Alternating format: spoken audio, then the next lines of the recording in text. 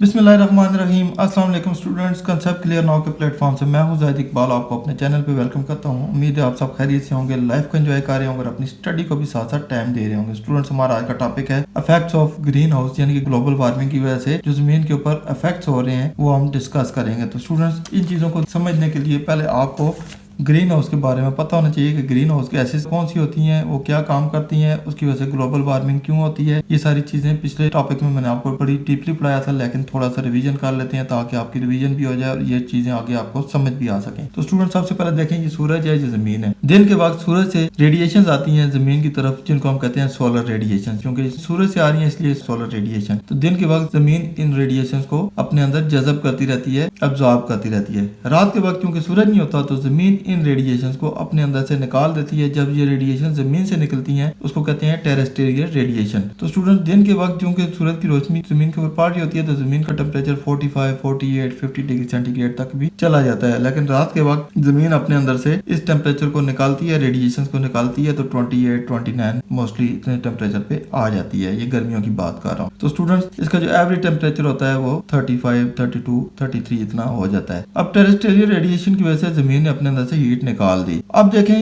जमीन के गिर्द एक गुलाब बना हुआ है कुदरती तौर पे। अगर जमीन ये रेडिएशन रात के वक्त अपने अंदर से निकाल दे, जैसे दिन के वक्त सूरज की रोशनी चांद के ऊपर पड़ती है, चांद गर्म होता रहता है, रात के वक्त चांद अपने अंदर से वो एमिशंस निकाल देता है और चांद ठंडा हो जाता है। उसका टेम्परेचर -180 डिग्री सेंटीग्रेड पे चला जाता है। ये बहुत ज्यादा लो टेम्परेचर है जहाँ पे कोई भी चीज नहीं जिंदा रह सकती। अब जमीन भी रात के वक्त रेडिएशन निकालती है और ठंडी होने की कोशिश करती है। अगर जमीन के गिर्द यहाँ पे एक गुलाफ ना बना हुआ हो, एक कंबल ना ओढ़ा हुआ हो, तो यही टेम्परेचर जमीन भी अटेन कर लेगी। -180 डिग्री सेंटीग्रेड रात के वक्त चला जाएगा और आपका तो बचना मुश्किल ही नहीं है, हर चीज फ्रीज हो जाएगी। तो यहाँ पे 3 किस्म की गैसेस होती हैं, कार्बन डाइऑक्साइड, मीथेन और वाटर वेपर्स। इसके अलावा कुछ और भी ग्रीन हाउस गैसेज हैं, लेकिन वो मिकदार में कम होती हैं। मेन ये वाली 3 गैसेज हैं। ये तीनों गैसेज यहाँ पे इकट्ठी होती हैं। वाटर वेपर्स बेसिकली नमी वाला होता है, इसके अंदर ये दोनों गैसेज जज़ब हो जाती हैं और ये एक फिनोमेनन बना लेते हैं जमीन के गिर्द। तो रात के वक्त जमीन अपनी रेडिएशन जब अपने अंदर से निकालती है, इस रेडिएशन में से तकरीबन 50% से कम रेडिएशन ये जमीन के गिर्द ट्रैप कर लेता है और इससे ज्यादा की रेडिएशन जमीन से बाहर निकलने देता है। यहाँ पे इस गुलाब की वजह से हीट ट्रैप होगी। ये ऐसी होगा कि एक इंसान को आपने कंबल उड़ा दिया, तो जमीन को आपने कंबल उड़ा दिया। जमीन ने जो रेडिएशन बाहर निकाली थी, अगर 100% निकाली है तो उसमें से 40% ट्रैप होगी, 60% एस्केप कर गई। तो वो 40% रेडिएशन जमीन का टेम्परेचर -180 डिग्री सेंटीग्रेड पे नहीं जाने देता और ये 29, 28 या 23, 24 इतना रात को रहता है। इस वजह से जमीन को इस ग्रीन हाउस ने बचा लिया। अब जमीन के ऊपर कुछ काम ऐसे हो रहे होते हैं जिसकी वजह से ये गैसेस ग्रीन हाउस में इकट्ठी होती रहती हैं। मिसाल के तौर पे अगर जमीन के ऊपर जंगलात को काटना शुरू करते हैं तो आप कार्बन डाइऑक्साइड जो एक्सेल करते हैं, पौधे बेसिकली उसको यूज करते हैं, फोटोसिंथेसिस का अमल होता है और अपने लिए ग्लूकोज बनाते हैं और ऑक्सीजन रिलीज कर देते हैं, तो वो ऑक्सीजन आप दोबारा यूज करते हैं। अगर पौधे नहीं होंगे आपके गिर्द तो ये कार्बन डाइऑक्साइड ऊपर चली जाएगी। उसी तरह आपने कोई जानवर वगैरह रखे हुए हैं, उनका गोबर वगैरह, उनकी गैसेज वगैरह, उसकी जो गैसेज निकलेगी वो भी ऊपर जाकर इकट्ठी हो जाएंगी और वाटर वेपर से ऊपर जाएंगे तो ये कंबल आस्ता आस्ता घना होता जाएगा। लेट्स सपोज पहले 1 कंबल था, फिर 2 कंबल हो जाएंगे, फिर 3 हो जाएंगे, फिर 4 हो जाएंगे। आस्ता आस्ता ये ग्रीन हाउस मजबूत होता जाएगा। जब मजबूत होगा तो रात के वक्त जो जमीन रेडिएशन निकालेगी, पहले 40% ट्रैप हो रही थी, फिर 50% होती जाएंगी, फिर 60% होती जाएंगी। इट मीन रात के वक्त भी जमीन का टेम्परेचर ज्यादा होना शुरू हो जाएगा। इसको कहेंगे कि ये ग्लोबल वार्मिंग है। ग्लोब कहते हैं जमीन को। इस इफेक्ट की वजह से, ग्रीन हाउस की वजह से ग्लोबल वार्मिंग शुरू होगी। तो स्टूडेंट, जब ग्लोबल वार्मिंग होगी तो ग्लोबल वार्मिंग की वजह से हमें कुछ इफेक्ट्स होंगे, कुछ नुकसानात होंगे, जिसको हम कहते हैं ग्रीन हाउस इफेक्ट। बेसिकली तो ये इफेक्ट ग्रीन हाउस की वजह से हुए ना। ग्रीन हाउस ना होता तो ये ग्लोबल वार्मिंग ना होती, लेकिन हमारा वो टेम्परेचर भी नीचे चला जाता। ग्रीन हाउस भी जरूरी था, लेकिन ग्रीन हाउस को जब आपने ज्यादा थिक कर दिया इन एक्टिविटीज की वजह से, गाड़ियों के धुएं की वजह से, फैक्ट्रियों की धुएं की वजह से, कार्बन डाइऑक्साइड की वजह से, मीथेन गैस या वाटर वेपर ऊपर जाने की वजह से ये थिक होता गया। इट मींस ये ग्रीन हाउस इफेक्ट पैदा कर रहा है। अब इस ग्रीन हाउस की वजह से हमारे ऊपर कुछ इफेक्ट्स हो रहे हैं। वो कौन कौन से इफेक्ट्स हो रहे हैं? ये तकरीबन 6 किस्म के इफेक्ट हैं, जिसमें जमीन के ऊपर ज्यादा सैलाब आने शुरू हो जाएंगे, ज्यादा हरिकेन बनने शुरू हो जाएंगे, बारिशें शुरू हो जाएंगी, या किसी जगह पे कैद साली शुरू हो जाएगी, किसी जगह पे वाइल्ड फायर हो जाएगी और किसी जगह पे सर्दियों में विंड के स्टॉर्म आने शुरू हो जाएंगे, बर्फानी तूफान चलने शुरू हो जाएंगे, जिनको टॉर्नेडोस भी कहते हैं। तो स्टूडेंट्स, आज इन इफेक्ट्स को हम 1 बाय 1 डिस्कस करेंगे। वीडियो का बकायदा आगाज करने से पहले आप सब दोस्तों से रिक्वेस्ट है, चैनल को सब्सक्राइब करें, वीडियो को वॉच करें, साथ साथ लाइक का बटन जो अंगूठे का निशान है उसको दबा दिया करें। आप लोगों के लिए जो मैं एफर्ट करता हूँ, आप वीडियो को लाइक करते हैं, उससे मेरा हौसला बढ़ जाता है। और वीडियोस को दोस्तों के साथ, कजन्स, रिलेटिव्स, क्लासमेट के साथ लाजमी शेयर करें। पॉजिटिव माइंड से किसी के साथ नेकी करेंगे, आपके साथ भी नेकी वाला मामला होता है। बेल आइकन जो घंटी का बटन है उसको लाजमी दबाएं ताकि मेरी नए आने वाली नोटिफिकेशन, वीडियोस और टॉपिक्स टाइमली आपको मिल सके और आपको किसी किस्म की परेशानी का सामना ना करना पड़े। वीडियो का बकायदा आगाज करते हैं ग्रीन हाउस इफेक्ट से। सबसे पहला जो ग्रीन हाउस इफेक्ट है वो है फ्लडिंग, यानी कि सैलाब आना। जब ग्रीन हाउस इफेक्ट होगा, ज्यादा हीट जमीन के ट्रैप हो जाएगी तो जो ग्लेशियर्स हैं वो पिघलने शुरू हो जाएंगे। जब ग्लेशियर्स पिघलेंगे तो वो ज्यादा पानी दरियाओं में भेजेंगे। दरियाओं में जब पानी ज्यादा आएगा तो सैलाब आने शुरू हो जाएंगे। सिंपल है। कहता है this increase temperature of the earth is causing fast melting of glacier which is increasing the sea levels. ये जो जमीन का टेम्परेचर ग्लोबल वार्मिंग की वजह से ज्यादा हो रहा है, बेसिकली तो ग्रीन हाउस की वजह से हुआ था ना, तो ये जो ग्रीन हाउस का इफेक्ट है, जमीन का टेम्परेचर इंक्रीज हो रहा है, इसकी वजह से जो ग्लेशियर्स थे वो पिघलने शुरू हो गए। Which is increasing the sea level, जिसकी वजह से सी का लेवल बढ़ने लग गया। क्योंकि समुद्रों में पानी ज्यादा आएगा तो समुद्र की सतह ऊपर चली जाएगी। Rising sea levels is a threat to coastal areas life as it is increasing flooding and erosion of land. तो जब समुद्रों का पानी ज्यादा ऊपर चला जाएगा तो उससे जो कोस्टल एरियाज में रहने वाली जिंदगी है, जो इंसान है, जो बस्तियां हैं, वो इससे मुतासर होंगी। क्या होगा कि वहाँ पे बहुत ज्यादा सैलाब आने शुरू हो जाएंगे और लैंड की इरोजन शुरू हो जाएगी कि मट्टी बोरनी शुरू हो जाएगी, एक जगह से दूसरी जगह मट्टी घुल के जानी शुरू हो जाएगी। तो ये पहला नुकसान है। अब आते हैं ग्रीन हाउस के दूसरे इफेक्ट की तरफ, जो कि हरिकेन्स। स्टूडेंट्स, हरिकेन्स और साइक्लोन्स हमने बड़ा डीपली पढ़ा था पीछे कि जो समुद्र होते हैं उनकी स्पेसिफिक हीट ज्यादा होती है। जब सूर्य की रोशनी उनको मिलती है तो पानी आबी बुखारात बन के ऊपर उड़ने शुरू होता है। ऊपर जाके वो कंडेंस हो जाता है। कंडेंस होता है तो अपने अंदर से लेटेंट हीट निकलता है, उसकी वजह से वो दोबारा वेपरेशन के प्रोसेस में हल्का होता है, ऊपर चला जाता है, वहां पे फिर कंडेंस हो जाता है। इस तरह ये लेवल ऊपर जाता रहता है। जमीन चूंकि अपने एक्सिस की रोटेट कर रही होती है तो ये जो कॉलम ऊपर को जा रहा होता है ये रोटेट भी करना शुरू हो जाता है। इसकी वजह से साथ वाली जो हवा होती है वो भी ऐसे रोटेट करनी शुरू हो जाती है।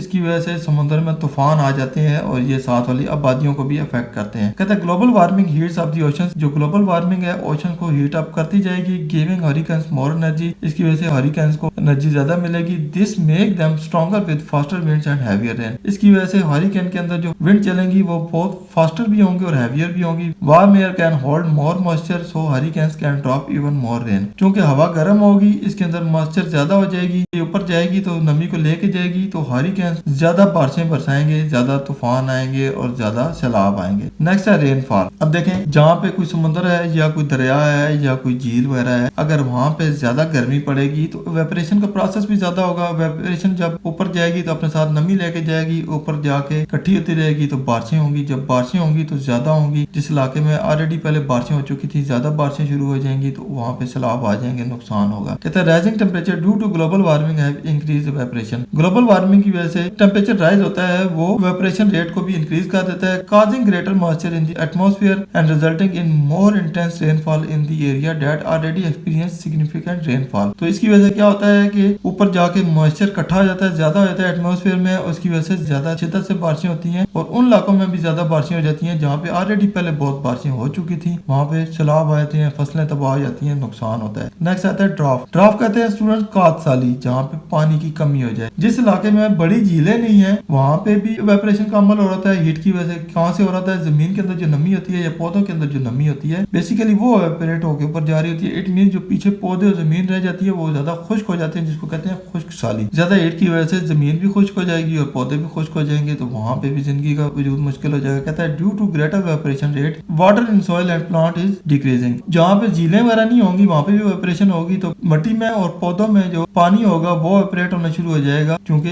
वेपरेशन का रेट ज्यादा हो गया हीट की वजह से। It is causing the land to get drier and making it harder for plant to acquire enough water to grow healthy. इसकी वजह से जो जमीन होगी वो ज्यादा ड्राई हो जाएगी। जब जमीन ज्यादा ड्राई होगी तो पौधों को बहुत मुश्किलात पैदा होंगी कि जमीन के अंदर से पानी निकालें और हेल्दी हो जाएं। इसकी वजह से इंसानी जिंदगी भी मुतासर होगी। नेक्स्ट आता है वाइल्ड फायर, जो जंगल में आग लग जाती है। क्यों लगती है स्टूडेंट्स? इसकी वजूहात बहुत सारी होती हैं, लेकिन इसकी फैलने की वजह एक ही है। वो वजह क्या है कि उस इलाके में जब ज्यादा गर्मी होगी तो जमीन भी खुश्क हो जाएगी, पौधे भी खुश्क हो जाएंगे, उसमें जो ग्रास होगी वो भी खुश्क हो जाएगी, दरख्त भी खुश्क हो जाएंगे। इट मीन ये एक बहुत बड़ा ईंधन बन जाएंगे। जब वहाँ पे आसमानी बिजली गिरेगी या इंसान की वजह से कोई आग लग जाएगी, वो आग उससे कंट्रोल नहीं होती, वो फैल जाएगी क्योंकि वहाँ पे ईंधन बहुत ज्यादा होगा तो जंगल में फैलती जाएगी और कंट्रोल से बाहर हो जाएगी। उसकी वजह से बहुत ज्यादा धुआं उठेगा, ग्लोबल वार्मिंग ज्यादा हो जाएगी और नुकसान होंगे, तूफानी किस्म की बारिशें होंगी, नुकसान बहुत ज्यादा होंगे और सारे दरख्त वगैरह भी जल जाएंगे। कहते हैं increase temperature due to global warming are drawing out more trees. जब ग्लोबल वार्मिंग की वजह से टेम्परेचर इंक्रीज होगा तो वो जितने भी दरख्त हैं उनको ड्राई करता जाएगा, जितनी भी फसलें हैं खुश्क हो जाएंगी, जितनी भी झाड़ियां हैं खुश्क हो जाएंगी और increasing in the amount of fuel available for fire. और आग लगने के लिए जो फ्यूल है उसकी अमाउंट बढ़ती जाएगी क्योंकि ये चीजें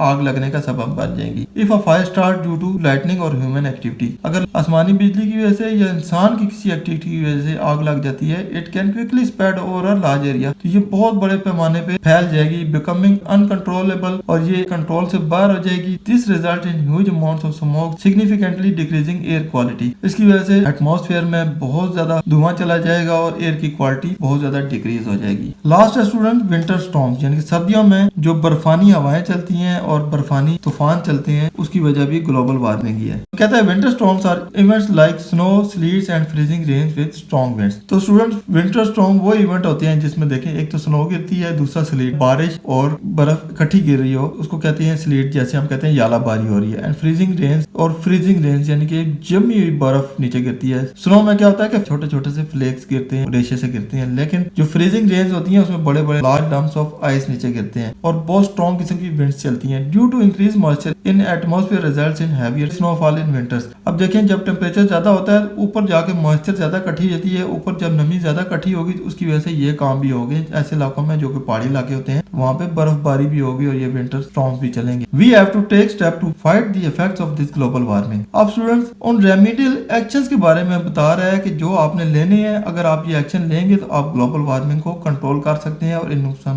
से बच सकते हैं। We have to stop deforestation and increase forestation on the globe which are natural carbon dioxide absorbing source. तो सबसे पहले हमें क्या करना पड़ेगा, जो डिफॉरेस्टेशन हो रही है यानी कि जंगलात का जो कटाव है उसको रोकना पड़ेगा एंड इंक्रीज फॉरेस्टेशन, और ज्यादा से ज्यादा दरख्त लगाने पड़ेंगे। इससे क्या होगा, ग्लोब के ऊपर, जमीन के ऊपर जो कार्बन डाइऑक्साइड होगी, ज्यादा से ज्यादा पौधे इस्तेमाल करेंगे और उसको ऑक्सीजन में कन्वर्ट कर देंगे, तो ये कार्बन डाइऑक्साइड ऊपर जाके ग्रीन हाउस में इकट्ठी नहीं होगी। तो यहाँ से आप इसको कंट्रोल कर लेंगे तो ग्रीन हाउस मुतासर नहीं होगा, ग्रीन हाउस मुतासर नहीं होगा, ग्लोबल वार्मिंग नहीं होगी। This can reduce the amount of carbon dioxide in the atmosphere. इसकी वजह से एटमॉस्फेयर में जो कार्बन डाइऑक्साइड जाएगी उसको हम कंट्रोल कर सकते हैं। We have to find such energy efficient sources which release no or minimum green house gases. इसके अलावा हमें कुछ एनर्जी एफिशिएंट सोर्सेज ढूंढने पड़ेंगे जिसकी वजह से हम मिनिमम ग्रीन हाउस गैसेज ऊपर भेजें, जैसे कार्बन डाइऑक्साइड होगी या मेथेन वगैरह होगी। Beside this we have to adopt with this global warming condition as well. इसके साथ साथ हमें जो ग्लोबल वार्मिंग की कंडीशंस हैं उनको अपने साथ लेके चलना भी पड़ेगा। कुछ तो रेमेडियल एक्शन करेंगे, कुछ उनसे बचाव के तरीके तो आप कर लेंगे, कुछ से आप नहीं बच सकते, लेकिन उसके लिए आपको अपने आप को चेंज करना पड़ेगा। Make resilient infrastructure which could sustain the extreme weather events. तो रेजिलियंट कहते हैं स्टूडेंट लचकदार को, तो लचकदार किस्म का इंफ्रास्ट्रक्चर आपको बनाना पड़ेगा, अपना रहन सहन बनाना पड़ेगा जिसकी वजह से आप एक्सट्रीम वेदर इवेंट्स में भी अपने आप को बचा के रखें। जैसे शुमाली इलाकों में चले जाएं या पहाड़ी इलाकों में चले जाएं तो वहाँ पे लोगों के जो घर होते हैं वो टेपर किस्म के होते हैं ताकि बर्फ पिघले और नीचे उतर जाए। और जो मैदानी इलाके होते हैं उन्होंने अपने घरों की सेटिंग इस तरह की होती है कि वहाँ पे अगर हवाओं के तूफान चले तो नुकसान कम हो। तो ये लचकदार किस्म के रेजिलियंट किस्म के इंफ्रास्ट्रक्चर आपको अपनाने पड़ेंगे, तब भी आप ग्लोबल वार्मिंग पे काबू पा सकते हैं और उसके इफेक्ट से बच सकते हैं। तो स्टूडेंट ये था हमारा आज का टॉपिक जिसमें हमने ग्रीन हाउस इफेक्ट के बारे में पढ़ा जो कि ग्लोबल वार्मिंग की वजह से होते हैं। उम्मीद है आपके सारे कंसेप्ट क्लियर हो गए होंगे, बहुत कुछ सीखने को मिला होगा। वीडियो पसंद आए इसको लाइक दोस्तों के साथ शेयर करें और जाहिद इकबाल को दुआ में याद रखें। इंशाल्लाह नेक्स्ट इन्फॉर्मेटिव वीडियो के साथ जल्दी आपकी खिदमत में हाजिर होगा। तब तक इजाजत दीजिए, अल्लाह हाफिज।